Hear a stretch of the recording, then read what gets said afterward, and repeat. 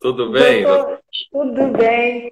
Doutor, seja muito bem-vindo. Pessoal, olha, o doutor Valdiner Alves da Silva, ele é advogado criminalista, especialista no Tribunal de Júri, militante desde 1984, graduado pela Faculdade de Direito de São Francisco. Ele é mestre em Direito Processual, em processo penal, melhor dizendo, professor de processo penal e direito penal, palestrante, membro do Departamento de Cultura e de Eventos da OAB de São Paulo, tem mais de 700 júris, olha, e mais de 165 palestras por todo o Brasil. Doutor, é uma honra, uma alegria aprender aqui com o doutor e recebê-lo. Alegria toda minha, doutora Gabriela. A honra é minha em participar diretamente contigo com uma live nossa. Temos participado indiretamente com live de nossos colegas e nos Verdade. encontrado lá e hoje nos encontrando para falar para os nossos grandes e queridos amigos que nos seguem, que nos acompanham em todo o Brasil. Muito obrigado pela honra e o prazer de falar contigo, de participar desta live contigo. Muito obrigada, obrigada mesmo. Com certeza vai ser fator de soma para todos os nossos seguidores. Para mim já é um fator de soma. Doutor, o que despertou o seu tino pelo júri?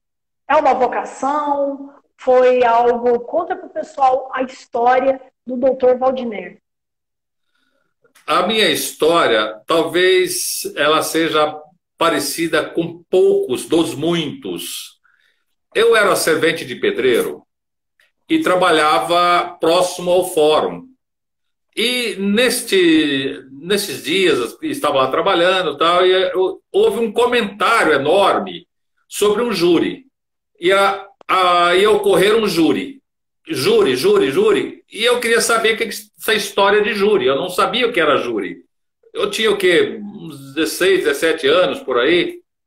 E daí eu trabalhando de servente pedreiro para ir ao júri, eu queria ir ao júri.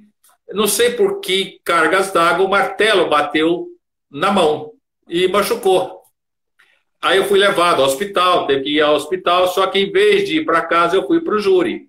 E nunca mais voltei lá para trabalhar. Ou seja, eu quis estudar e ser alguém daquele pessoal, ou de alguma forma queria fazer parte daquele grupo de pessoas que estavam muito bem vestidas, estavam vestidas com umas capas pretas, umas roupas pretas, roupas lindas aos meus olhos. E o pessoal argumentava, falava coisas que era da lua para mim, né? Então, coisas que eu não entendi absolutamente nada. Um falava, outro batia, outro gritava, outro falava, enfim. Eu falei, é isso que eu quero ser. Eu quero ser na minha vida exatamente esse tipo de trabalho e esse tipo de pessoa. E seja lá qual dos cargos forem, não importa. Aí eu fui tomando consciência e ciência e passei a fazer o ginásio, o colegial, para depois entrar na faculdade. E foi o que aconteceu. E na faculdade eu lutei para fazer o júri simulado. Ganhei dos colegas lá na disputa e consegui fazer a defesa num júri simulado na faculdade. Mas olha, vou dizer uma coisa para você, não foi fácil fazer o primeiro júri, apesar de que no primeiro júri que eu fiz, antes eu teria feito N outros estágios assistindo outros júris, como observando como os advogados faziam, como o promotor fazia, o que o juiz fazia, qual era a atitude dos jurados, a atitude dos auxiliares do juízo. Eu fui assimilando tudo aquilo para que um dia eu fizesse o meu primeiro júri. E foi o que aconteceu. Só que tem um detalhe no meu primeiro júri. Me deu uma tamanha dor de barriga que o juiz falou assim, peraí, o que você está fazendo no banheiro? E vai ao banheiro. Eu falei, bom, se o senhor não fizer o banheiro, eu vou fazer aqui, doutor. O senhor vai me limpar? Então, desculpa, eu sou meio deslocado. Aí a coisa foi fluindo.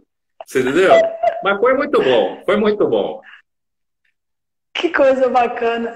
A gente conta aqui, doutor, com a participação do doutor Luciano Mariano, que também faz júri lá no interior de São Paulo.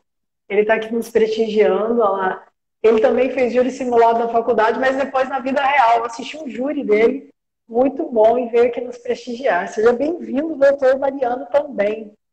Eu gostaria, eu gostaria que estão nos acompanhando hoje, que estão entrando, sejam abraçados, tenham o meu abraço através de você, tá? Ai, que coisa boa. Que coisa boa. Com certeza. Doutor, o tribunal do júri, ele tem todo um meandro diferente de um processo penal que não é julgado pelos seus pares. Onde que entra o fator pressão psicológica e como driblá-la, se é que tem como? Olha, veja você, tem que ter como, tem que Uhum, ter como. A pressão psicológica, ela é realmente um todo. Pelo menos comigo, uhum, eu me vejo numa situação, quando vou fazer o tribunal do júri, mesmo hoje, não adianta as experiências anteriores. Sempre dá uma preocupação, se não aquela tamanha mais dor de barriga, vamos dizer assim, mas dá um frio na barriga. Por quê? Porque sempre é uma caixa de surpresa. Você vai para o tribunal do júri sem saber o que vai acontecer, apesar de saber tudo, aspas, sobre o tribunal do júri. Sobre os seus trâmites, sobre as ciladas, sobre os caminhos, os encontros, desencontros no tribunal do júri. Mas apesar de saber tudo isto, ainda se tem em todos os júris uma caixa de surpresa. Então, eu costumo dizer o seguinte: eu não quero fazer surpresa e muito menos ser surpreendido. Mas às vezes estas duas situações é necessária que você faça. Como você para fazer com que esta tensão psicológica ela seja atenuada? Eu entendo que, e às vezes utilizo deste método, de chegar ao plenário com o coração na mão, lógico, e vou cumprimentar as pessoas. E vou cumprimentar aquelas pessoas que não quer que sejam cumprimentadas pela defesa. Então elas viram as costas. Aquelas pessoas que te viram as costas, você sabe qual seria ali o caminho, o grau de dificuldades que você vai ter no plenário. Então, por exemplo, se eu vou cumprimentar o promotor, ele vira as costas para mim e não me cumprimenta. Mas não é cumprimentar lá no gabinete do juiz ou lá fora dos olhos dos outros, não. É ali, é onde está a plateia, onde estão os jurados antes de começar o tribunal do júri. Ele não quer te cumprimentar, ele te vira as costas. Aí depois, lá na sua fala, você utiliza daqueles primeiros procedimentos, daquelas primeiras cenas a seu favor. uhum. Mostrando ao jurado quem é o Estado, como é o Estado e como o Estado age, reage e como você, sendo o defensor e o acusado, não tem o aparato estatal, está sofrendo aquela pressão, sofreu a humilhação de não ser cumprimentado, e aquele cumprimento, cumprimentando aquela pessoa ou tantas outras pessoas, inclusive os jurados, faz com que aquela adrenalina vai diminuindo. Então, você vai se acerenando. E o desenvolver do tribunal do júri vai te colocando dentro daquele parâmetro de caminho em que você vai se acerenando. E cada vez que você vai se acalmando, você vai fazendo com que a sua mente vai trabalhando cada vez mais para que você tenha um bom trabalho. Então, eu utilizo e recomendo grosseiramente esses tipos de métodos. Boa, nós temos aqui nos prestigiando um promotor de justiça, temos também um advogado da UTI da mente, e falando já da pressão psicológica. Doutor, essa pressão que é sofrida, né? Que nós, como defensores, sofremos, ela é mais forte vinda do Ministério Público, vindo da situação ou dos próprios jurados que estão a nos julgar antecipadamente? Olha, pode falar. Como através de PNL ou como através de algum mecanismo, esses mais de 700 júris que o doutor fez, como driblar isso? Como vencer e ajudar os colegas que são iniciantes a romper essa barreira da pressão psicológica? Primeira coisa, Gabriela, doutora, eu entendo que o colega que for fazer o tribunal do júri, ele deva, em primeiro lugar, ele deva estar muito bem preparado com a leitura, não digo leitura, é o estudo do processo. Ele estuda o processo. Analisa o que o promotor vai falar, o que o juiz pensa, o que o jurado possa pensar, a diversidade de toda esta circunstância, analisa tudo isto. Ao analisar todo este processo, esse procedimento do processo, as provas, enfim, vírgulas do processo, você vai preparado tecnicamente para lidar com o processo. Mas não é só isto. Você estando preparado para ir ao tribunal do júri, já com relação ao processo, você tem que ter um preparo psicológico anterior de conhecimento teórico, da teoria, da doutrina, e também da norma processual e da norma penal, até da norma constitucional. Porque tudo isto vai estar ali e vai se movimentar durante esse curso do desenvolvimento do trabalho. O que o advogado tem de pressão, eu posso te dizer, se ele souber trabalhar esta pressão psicológica, a maior pressão psicológica não está com a defesa. Está com a preocupação da acusação contra a defesa. Porque se você analisar o defensor, ele não demonstrando insegurança, ele atuando com uma certa segurança, com uma certa confiança do que está fazendo, ele passa a fazer com que o outro lado se vulnere, passa a fazer com que o outro se preocupa. Peraí, mas o que eu já sustentei, estou sustentando, o defensor está quebrando, está acabando com a minha acusação. Então aí, o defensor, você pode observar que grande parte dos tribunais do júri acontece isso. O promotor, quando ele vai fazer o elogios para o defensor, ele adverte o defensor, vamos ver se nós vamos fazer um júri com o alto nível de respeito e equilíbrio? Perfeitamente, doutor. Perfeitamente. Só vai depender de Vossa Excelência. Eu respondo ali. Vai depender de Vossa Excelência. Eu vou respeitá-lo. Apenas peço a Vossa Excelência que não fale absolutamente nada fora do que seja a sua acusação. Porque senão eu vou ter que reagir. Tá. Aí você respeita a fala do promotor. Deixa ele fazer a sustentação oral normal.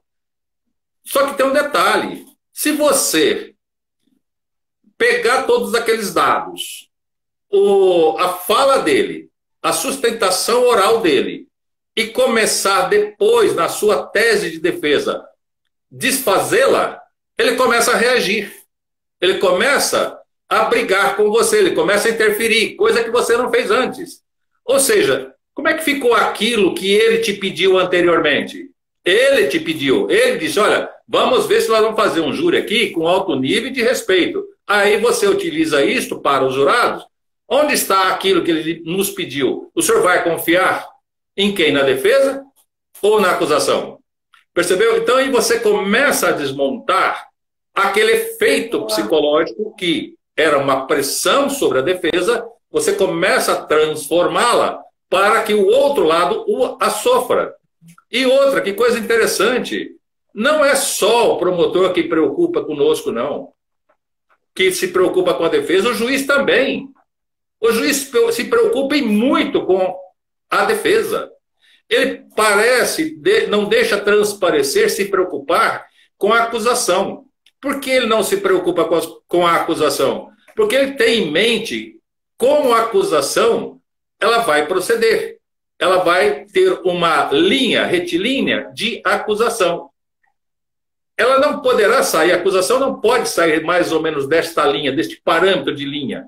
Mas, e a defesa? A defesa tem a defesa ampla, a pluralidade de defesa, lógico, sempre dentro dos parâmetros legais, mas sem que legaliza a prova, ou seja, aquele efeito psicológico, aquela pressão, você vai diluindo a pressão com a sua atuação. Eu penso assim. Ótimo, ótimo. E como se portar, doutor, em frente dos jurados? Como passar segurança para eles? Porque eu já assisti alguns júris de pessoas que são iniciantes e elas têm vergonha de olhar na cara dos jurados. Qual a dica que o doutor daria? Como se portar agora frente a quem vai julgar o nosso cliente? A mesma postura que eu tenho que ter diante de você que está aí do outro lado e de todos os nossos colegas que estão nos vendo e nos ouvindo. Uma delas é quando o promotor, por exemplo, crucifica o defensor e você vai falar com os jurados. Dá licença. Está saindo lágrima aqui. Não sorri. É preocupante. Percebeu? O que vai pensar de você com esse sofrimento psicológico e físico?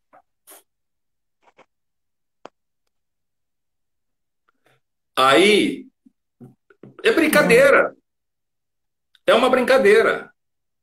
Mas é uma brincadeira que você quebra todo o outro lado de efeito já sacramentado e psicológico montado. Você entendeu? Agora, vamos falar sério. Será que eu choro em todas as vezes? Não, eu chorei aqui de emoção. Percebeu? Então, eu acho que vale tudo. A defesa vale tudo. Agora, você imagina se o promotor chorar na frente do jurado, o que vai acontecer? Espera aí, doutor. O senhor está chorando porque o acusado vai ser... O senhor está querendo condenar o acusado e acha injusto o acusado ser condenado, por isso o senhor está chorando? Mas o outro lado não se apega a este lado, essa situação de surpresa que você está fazendo para os jurados. Só que tem um detalhe, quando o promotor te conhece, sabe dos teus caminhos, das tuas manhas, etc., ele já adianta tudo para o jurado. Tudo, você não tem mais nada a fazer. Você tem que criar mais uma e diferente de todas aquelas que ele já antecipou aos jurados. Tá certo? Aí você chega de frente aos jurados você me perguntou, para passar uma segurança aos jurados. Com seriedade, com serenidade, com humildade. E sempre, sempre olhando no olho dos 7. Não tira o olho do olho dos 7. Então, você vai falar para 1, 2, 3, 4, 5, 6, 7. E volta ou muda, você entendeu? Sempre, sempre focado. Eu não sou adepto a chamar o jurado por nome. Não. Sou adepto. Não sei se uns gostam e outros não gostam. Uma coisa que eu acho que o advogado não deve fazer de jeito nenhum, por mais que ele tenha ou possa vir a ter uma certa intimidade social e de conhecimento com aquele jurado. Ali ele é juiz. Ali ele é magistrado. É Vossa Excelência. Aqui, Vossa Excelência está para defender, está galgando o cargo máximo de uma sociedade, que é um cargo de juiz. Então, aqui, Vossa Excelência é juiz. Então, toda aquela pressão psicológica você vai fazer com que ela venha a ser diluída diante das suaves palavras que você vai colocar para os jurados. Ou seja, o jurado, ele gosta, por exemplo, o jurado, ele é um jurado afeito de um momento dali, estando sentado, pessoa anônima, e daí ele passa a ser sorteado, naquele sorteio ele passa a ser juiz. Será que ele, daquele momento, só daqueles momentos que ele passou a ser juiz, ou a sua condição de personalidade, de pessoa ilibada, não vem desde berço? Percebeu? Então, são coisas que você acaba colocando para o jurado, e o jurado acaba se identificando com a pessoa. Então, seria isto. Então, você esquece a acusação e faz os jurados se identificar com você. Quando você se sente que o jurado está se identificando com você, ele vai corresponder no semblante, sem falar nada. Ele vai corresponder. Ele vai corresponder te aceitando a sua tese, aceitando a argumentação da defesa, ou ele vai manifestar com a maior sutileza possível, mexendo com a cabeça, sem desejar mexer. Você observa, aí você começa a observar os pontos aonde você está atingindo e aonde você não está atingindo. Há jurados, por exemplo, que eles são apaixonados pela acusação e repugnam o defensor. Não importa se o acusado é inocente ou ele tenha lá a razão, ter tido a razão de ter cometido aquele ato, ou seja, ele não quer nem saber. Eu sou promotor.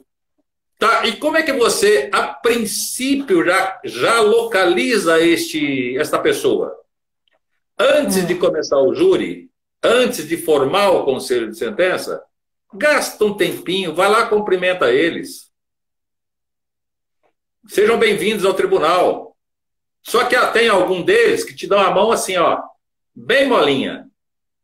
Quando aquela pessoa te dá a mão mole, é porque ela não gosta de você, não foi com a tua cara, ou não foi com o teu cargo. Correto? Se você insistir em colocar, aceitá-la ali, ela vai decidir contra você.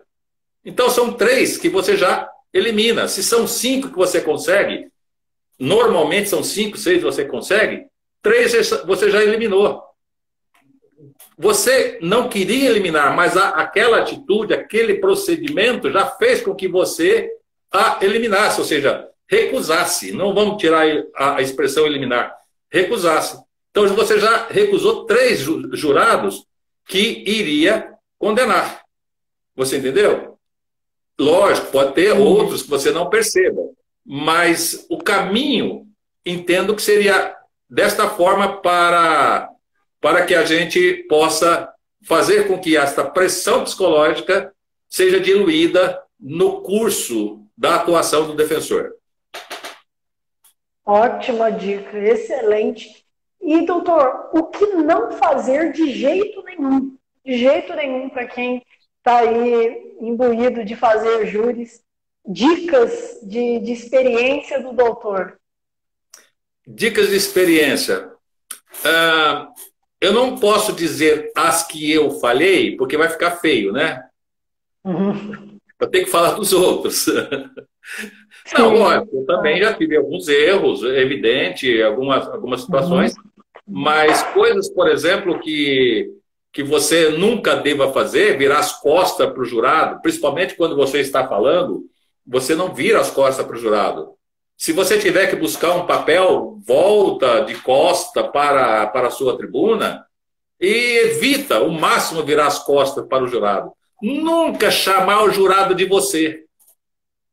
Nunca. Chama o você. É sempre Vossa Excelência. Porque ali ele é juiz. Por exemplo, uma outra coisa que o advogado nunca deva fazer: fazer perguntas ao acusado quando ele se prontifica a falar e que a resposta, advogado, não tem a certeza de qual vai ser. E isto vale também para as testemunhas. Então é preferível você ficar calado, não fazer a pergunta. Mas se você fizer a pergunta, souber cuja resposta ela já seria imaginária que seria favorável à defesa, então você faça. Porque, neste sentido, eu já fiz também, por exemplo, perguntas para a última testemunha de defesa minha. Ela simplesmente disse assim: ô doutor, o cliente do senhor frequentava a minha igreja, mas ele ficou 40 dias fora da minha igreja, fumando droga, não sei o quê, e cometeu esse homicídio. Depois ele quis voltar para a igreja, eu não aceitei, porque ele estava muito diferente de quando ele frequentava a minha igreja. E aí? Ia ser condenado ou não? Culpa? Percebeu? Então, e uma outra coisa, se me permitir. Você sabe de quem eu tenho medo? Sabe de quem eu tenho medo no júri? Das testemunhas de defesa. Não são as testemunhas de acusação. Eu tenho medo das testemunhas de defesa. Das testemunhas protegidas. Porque a gente não sabe o que ela vai falar ou o que ela vai falar. Não tem o comprometimento da real verdade. Nem sempre isso é verdade. Então, principalmente as testemunhas de defesa. Os jurados vão observar a fala das testemunhas de defesa. Às vezes nós queremos apresentar serviço, apresentar as testemunhas, e aí a testemunha dá um furo pessoal, um furo social, um furo familiar. É o suficiente para destruir o tribunal do júri. E nós, advogados, havemos de perceber, se você percebeu que algo dessa natureza ocorreu, trate correndo depois de consertar, sem que os jurados percebam que você teria percebido. Porque a defesa derruba, as testemunhas de defesa derrubam a defesa, com absoluta certeza. Muito mais do que as testemunhas de acusação. Interessante esse ponto. E com relação à prova, a produção da prova, o doutor acha que o defensor ele tem que ter um cuidado maior com essa produção de provas? Ou sempre esse ônus vai ser maior para o promotor? Como o doutor já falou no início, que pesa contra ele realmente demonstrar que houve um fato típico, antijurídico e culpável. Gabriela, eu tenho para comigo, desde o meu primeiro início eu aprendi lá nos meus primeiros processos da minha vida profissional, um juiz na ocasião, no primeiro processo, peguei o processo e fui levar para ele, porque ele tinha condenado um cliente meu, só que ele tinha colocado o meu nome na sentença.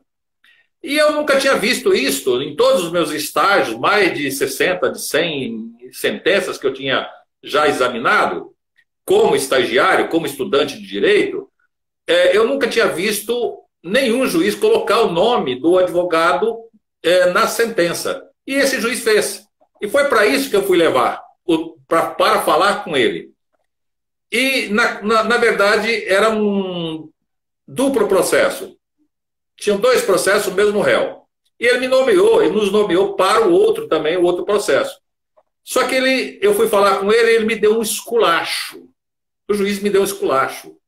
Está vendo que realmente o senhor é principiante, não sabe nada, não sei o quê? O senhor não sabe que não está no processo, não está no mundo? O senhor não aprendeu isso na sua faculdade?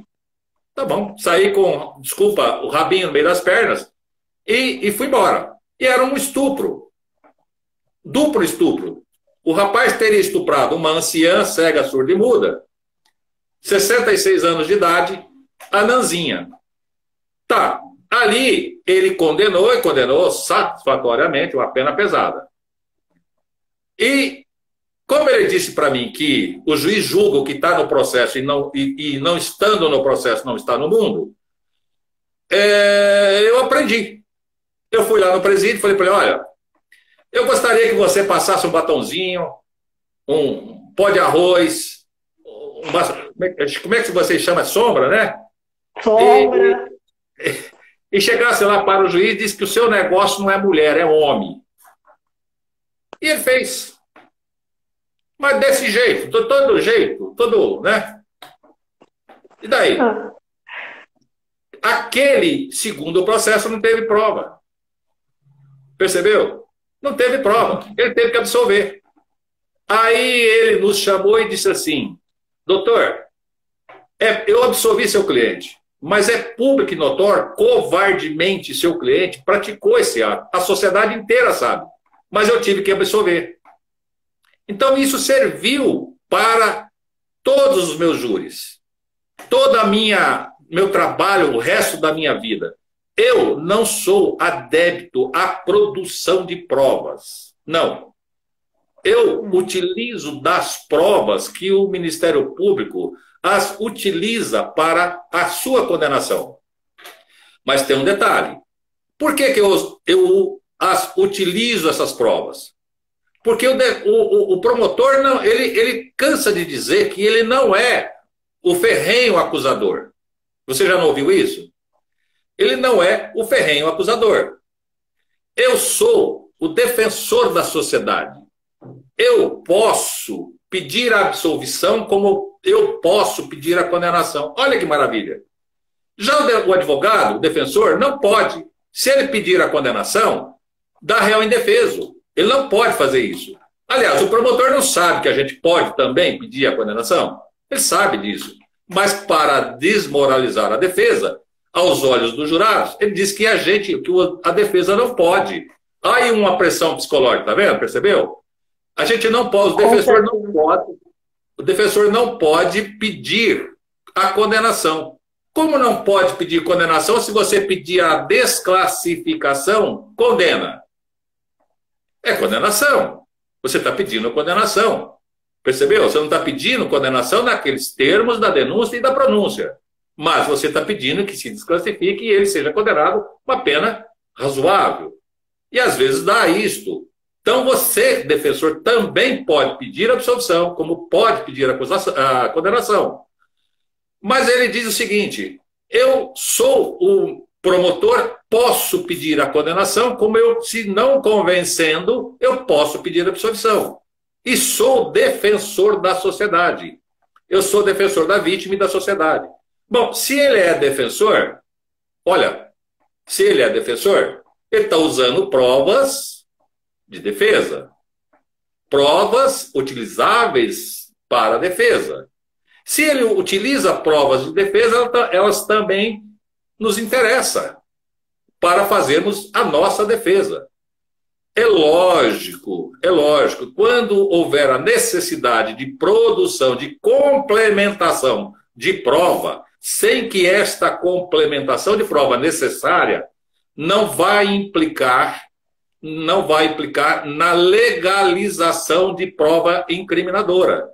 Por quê? Porque eu costumo dizer para os meus clientes o seguinte, para o acusado, você vai responder todas as perguntas que lhes for perguntadas. Ah, mas como? Todas. Eu sei quais são as suas respostas. Mas eu não sei quais são as perguntas que serão perguntadas a você. Bom, temos a noção de que todas as perguntas, elas não poderão fugir daquela circunstância do processo. Tá certo? Então, mais ou menos, você tem uma noção de perguntas que seriam feitas. Mas e as respostas?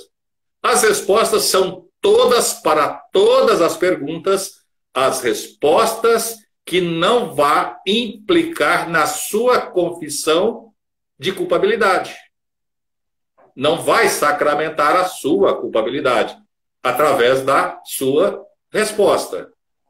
Então, aí você poderá responder para todas as perguntas de acordo que você não confesse a sua culpabilidade. Você pode até confessar o crime, mas não com a culpabilidade. Então, por isso eu digo para você, não tenho muita preocupação com a produção de prova, porque a obrigação de produção de prova é do Ministério Público e não nossa. Entendeu? Um outro detalhe. É muito comum o promotor dizer assim, o defensor não produziu a prova de legítima defesa. Espera um pouquinho, eu não tenho que produzir a prova de legítima defesa. Quem tem que produzir a prova de que o acusado não está em legítima defesa é a acusação. Se ele não fez esta prova, ele está em legítima defesa, em estado de legítima defesa, aqueles atos. Percebeu? É muito comum quando a acusação não tem a prova convincente, ela joga a responsabilidade para a defesa que ele não tenha produzido. Mas é a prova de sua responsabilidade, não é minha responsabilidade. E sim da própria acusação, que seria a responsabilidade de produzir essas provas. Não sei se eu te respondi. Respondeu muito bem, fator de soma aqui, com certeza. A gente está contando aqui com amigos de Portugal, Alexandre Constantino. A gente está contando com um amigo do canal Pouca Telha, muito bom, advogado do Rio de Janeiro, que está morando também na Europa, queridíssimo. Obrigado pela audiência. Muito bom. Nossa, que honra para nós. Doutor, com relação ao silêncio do nosso cliente, o doutor recomenda o silêncio ou que o acusado ele se manifeste? Qual a melhor tática de defesa? Eu recomendo o silêncio quando o acusado não comparece no plenário para estar presente no plenário para o julgamento. Quando ele é foragido, quando ele não comparece. Então, eu recomendo. É lógico que hoje nós temos que observar esta situação da pandemia. Ele pode ficar, ao meu ver, ele pode ficar no presídio, e lá do presídio, eu não sou contrário a isto, ele pode ficar no presídio, e de lá ele falar ou não falar. Agora, a minha postura é de que não se deva deixar de falar. Por quê? Por qual a razão? Se deixar de falar, ele jogou fora uma oportunidade de se defender. Tá certo? Tá, mas tem um detalhe. O Estado disse que, aliás, de pouco tempo para cá, salvo engano, de 2008 para cá, com a instituição do Tribunal, nova instituição do Tribunal, o sistema do Tribunal do Júri, o acusado pode e tem o direito de não falar, reservar-se o direito constitucional de ficar calado. Mas espera um pouquinho, por que o Estado fez isso? Tem alguma razão. E a razão que se tem, e há de se observar, é que naquela condição anterior que ele tinha a obrigação de falar e falava, ele justificava e o Estado estava perdendo a sua condição em que, se ele ficasse calado, seria mais fácil para a acusação sobrepor e demonstrar aos jurados, embora não possa falar que ele, ficando calado, quem cala consente, mas dá o efeito psicológico de que ele seja culpado. Por quê? Porque ele não está falando, não justificou, não apresentou as suas razões para aquela atitude, para aquele ato. Então, no nosso caso, quando o acusado vai para o plenário, ele já vai sabendo o que vai falar. Como eu te disse, sei quais são todas as respostas, só não sei as perguntas. Mas tem um detalhe, e quando o acusado chega lá e diz que não, na cabeça dele, não vou atender o defensor. Diz tudo o contrário que ele tinha dito para o defensor. E como é que fica? O defensor foi pego de surpresa. Aí eu pergunto, o defensor tem o direito de ser pego de surpresa? No meu entender, não. Não, nunca. Não. Porque o defensor, ao meu ver, tem que estar preparado. Nós já falamos isso aqui hoje. Se ele está preparado, ele tem que se adaptar ao interrogatório do acusado. Não o acusado se adaptar efetivamente à defesa.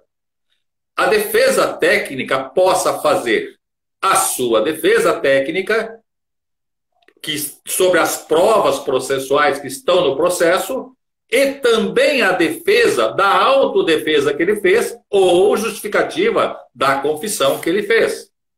Ou seja, não me justifica alegar que eu fui surpreendido e estou aí me declinando da defesa. Eu não sou adepto a esse caminho. Aliás, desde muitos milhares de anos, quem somos nós, advogados? Somos intérpretes, somos a ponte entre o sofrido, lá o acusado, e o poder da justiça. Então nós somos os interlocutores desta ponte aí. Então cabe a nós estarmos muito bem preparados para que nós façamos este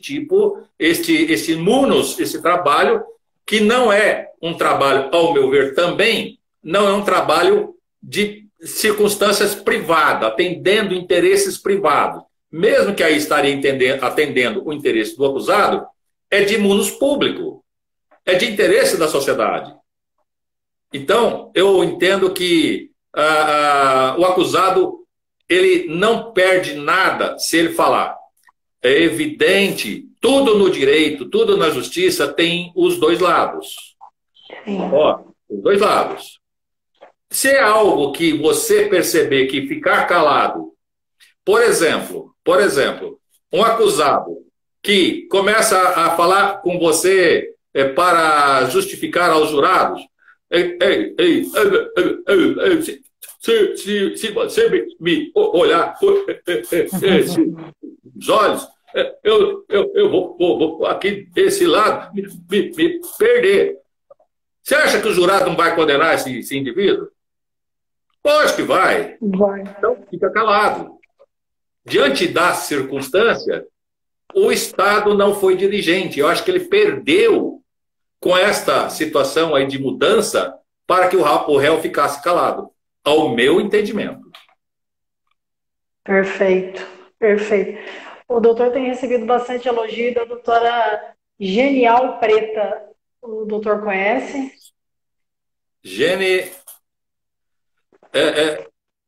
Eu conheço uma de São Paulo. Deve ser ela. Esse nome